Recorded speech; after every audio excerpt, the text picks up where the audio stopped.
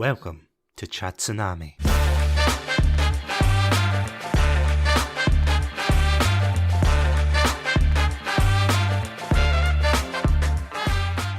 The creature collecting genre of gaming is one that has always fascinated me growing up. After the success of Pokémon in the 90s, I feel like at that time, many companies tried their best to replicate the lightning in a bottle effect it had created. And while some did indeed break through and carve their own niche in the market, it's hard to shrug off being compared to such an iconic franchise. I even spoke about this last year in our Pokémon month when I talked about the game Cassette Beasts, which made it such an impact in my gaming life that it led me to seek out other games of the genre. Admittedly, I'm old enough to remember when most RPGs of the 2010s were referred to as just Skyrim, but with this or that. And unfortunately, this genre has its own issues of being shackled to the biggest multimedia franchise of all time. Nevertheless, it has led me down a path of exploration, with seeking creativity in the wider world of indie creature collectors, from the aforementioned Cassette Beasts to the surprisingly fun Temtem, at least during its release. But one game that caught my eye floating around social media last year was the newly released Kickstarter game called Ova Magica, published by Top Hat Studios and developed by Skinny Frog and Claudia the Dev. What intrigued me the most were the colourful visuals that showed off a chibi character running around a quaint rural town with some blob-like creatures called, well, blobs, engaged in a range of activities from battling to cultivating a farm. After reaching out to Claudia the Dev on Twitter, who I must admit is an incredibly nice person, I was lucky enough to receive a free copy of the game to review. But before I dive into what makes this game so compelling, I have a confession to make. Usually when I'm given an indie game to review, I manage to get a feel for what they are like within a couple of hours, and then I base my review on that. However, Ova Magica left me with a looming sense that there was far more underneath its cutesy veneer, and in order to represent it fully in this review, I would have to dig deeper into it. Unfortunately, due to real life commitments, as well as the podcast schedule, I found myself constantly pushing this game back, until one day I bit the blob and decided to hop on the train to Clover Town. And what I found surprised me in all the right ways. But why did Ova Magica leave such an impression on me? What makes this game stand out amongst other creature collector games I've tried in the past? And was it worth the wait to play this game? Well, after playing over 60 hours of this game, I can safely say it absolutely is. Without any further ado, grab your nearest farming tools as we dive into the world of Ova Magica. I should point out before we begin this episode of Chatsu Shorts that the game itself is still in early access, but should hopefully be releasing the full game soon, within the next few months. No doubt I'll be returning again to review this game once it's fully out, but I thought it would be best to highlight that. The game begins with your character travelling to the idyllic Clover Town, where you receive a message from your mother who informs you that you have received the family farm. Neat! Maybe it was a train ride at the beginning, but I immediately got Animal Crossing vibes from the whole situation, and I mean that in all the best ways. Thankfully though, there are no tanukis threatening to break your kneecaps over interest-free mortgages waiting for you at the other end. At least not yet anyway. All joking aside, the developers themselves have stated that their inspiration derived from games such as the previously mentioned Pokémon, as well as Stardew Valley, and it definitely shows. As soon as you jump off the train, you are introduced to blobs, which serve as the game's creatures that you can collect, battle, and aid in turning your ramshackle farm into its former glory. And the tale as old as time for these types of games, you have to work your way up from your rustic roots and empty pockets to establish yourself as a pillar of the Clover Town community throughout the 3 distinct seasons of Solus, Cerces, and Frigus. I just want to gush about this for a second, as each season alters the aesthetic of the town, and in turn affects a variety of things, from accessible areas to what type of crops you can grow. It was a cool surprise seeing the lakes frozen over in Frigus, leading to a brand new section, or seeing vibrant oranges take centre stage during the autumn-inspired tired Cersei's. It just gives the town that much more character, which is fantastic to see. Admittedly, these types of games always remind me of that one joke in The Simpsons, where Bart complains about having to do yard work, yet when given the chance, begs to play a virtual reality game called Yard Work Simulator. As someone who is often battling his own garden constantly, I can relate, as it felt somewhat overwhelming starting from relatively nothing in this game. While you have your own stamina meter at the beginning, which is a great addition for not totally levelling all of the trees in Clover Town with one swing, it can be tough getting over that initial tedium of running out of stamina so fast at the start. A lot of the early game can be a struggle to push through at times, as it feels like constant repetition for minimum reward. This, however, is not something limited to Ova Magica, nor is it a criticism. After all, if you play something like Animal Crossing and you get everything handed to you at once, then it would make you less interested in striving for more. This encourages you to talk to the denizens of Clover Town and not only start to accumulate better resources, but also forge unforgettable relationships. But I have to say, I initially wasn't sure about the majority of the characters, as they all exhibited well-known tropes. For example, you had the cold as ice blob champion who wouldn't give you the time of day, the hot-headed rookie desperate to beat everyone up in battle, the snooty shop owner who constantly looked down his nose at you, and even the too cool for school steamboarder. However, I think this goes to show how expertly this game handles its characters, as when you get to know them more, you peel away the surface of their characters and learn what's actually going on in their lives.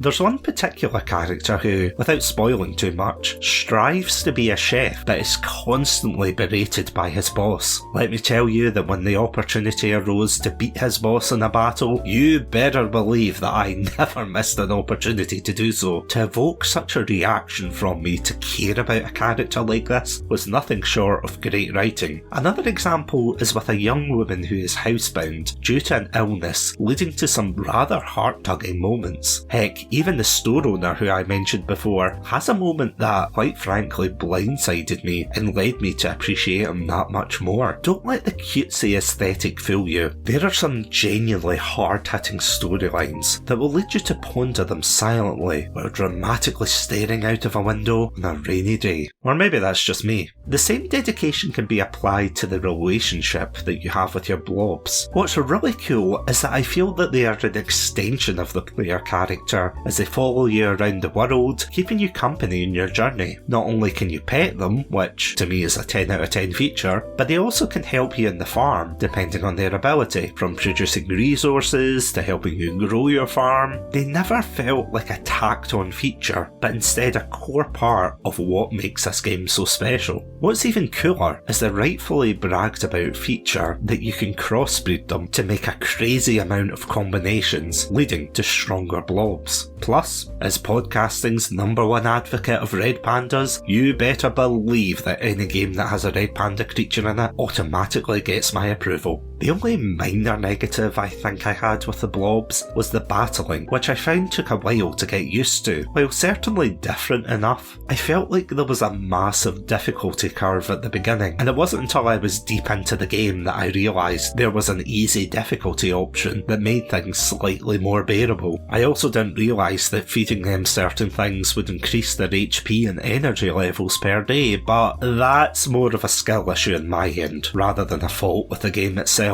Learning the mechanics of battling is a must, as there are some parts of the game that are difficult or near impossible to get through without having a solid team. If anything, I really loved the feature of being able to take care of my blobs, as it made me feel like they were actual companions, as opposed to just being limited to battles. It felt nice being able to experience the journey with them as well, and share in the victories along the way. The only other minor gripe for this is that if you're focused on trying to be the best at battling like no one ever was, as fast as possible, then unfortunately you may have to replace certain blobs with ones that are stronger and will get you through some of the tougher areas, such as the blob worlds, which serve as somewhat boss fights that reward you well for completing them. Much like the rest of the game, once you get better blobs and tools, then it makes things so much easier, but it also takes a while to get to that point. That is something that is a strength of this game. There's a lot of games out there nowadays that reward you right off the bat, making the achievements you receive a bit lackluster in comparison. It reminds me of those older games where if you used a money glitch or god mode, then it would make working for anything just dull. And while I think there has to be a balance between grinding and having fun, Ova Magica does this fairly well. What I'm most surprised at is how the developers actually take feedback to heart and strive to balance the issues raised, which is brilliant to see. What I will say, as dramatic as this may sound, is that initially I didn't know what to think of Ova Magica as a game, but the more I invested myself and put in the hard work, the more I honestly loved it. The soundtrack was soothing, the vibes of the town were cosy, and every day would lead to something different, whether it be exploring the mines, talking to the townsfolk, or even battling. I would always find something different. So between fishing, battling, farming, and exploration, does Ova Magica deserve to stand high in the pantheon of indie creature collector games? Absolutely. This game is a testimony to why I fell in love with this genre as a whole. Believe me when I say that I've lost so many hours to this game, and that is not an easy thing for me to do these days. One moment I was checking on my blobs in the morning, and the next I was knee deep in the proverbial trenches, fighting off a massive blob in the shape of a bomb. Trust me, it makes sense in context. This is not just a regular farming simulator. This game actively pulls you in and tries to make you a part of the community, with various seasonal events and friendship quests that are more than just window dressing. And while the town does have many NPCs, your ability to choose to battle them makes you all the more curious about how you can better yourself within this world. One thing I also failed to mention earlier is the inclusivity of the character creation screen, which, while giving you a male or female option, doesn't limit that character to one particular gender amongst all the other inclusive choices that you get to play around with. It wasn't necessary to do this, and yet they did it anyway, so good on them for that absolutely fantastic decision. On reflection, I realise that this game may not be everybody's cup of tea, from its chibi characters to the perceived busy work that you have to constantly do. Yeah, I can definitely see why some might not appreciate it. However, that does not make the game any lesser than what it is. You can tell the passion that Claudia and the rest of the team have poured into this game. Much like the character we play as, you're thrust into a new world, unsure of what to expect. But as you ease yourself into the world of Ova Magica, you find your place, and that to me is such an important thing. I am genuinely excited to see the future of this game once it leaves early access, and as I said, I cannot wait to return to review the full game, with spoilers and all. So if you're a fan of creature collector games, as well as farming sims, then this is one game you do not want to miss out on. But what did you think of Ova Magica? Did it hatch into everything you ever wanted? Or are you still working your way through that farm? Be sure to reach out and let us know. But as always, thank you all so much for listening to this episode of Chatsu Shorts. If you want to listen to more episodes from ourselves, then you can check us out on our website, chatsunami.com, as well as all good podcast apps. I also want to thank our amazing Pandalorian patrons, Robotic Battle Toaster, Sonia, Ghostie, and Cryptic1991. Thank you all so much for supporting the show. And if you would like early access to episodes, exclusive content, as well as a wide range of absolutely fantastic extra content, then you can check us out at our Patreon page, patreon.com/Chatsunami. This podcast is a proud member of the Podpack Collective. For further information, check us out at our Twitter/X handle, Podpack Collect. But until next time, stay safe, stay awesome, and most importantly, stay hydrated.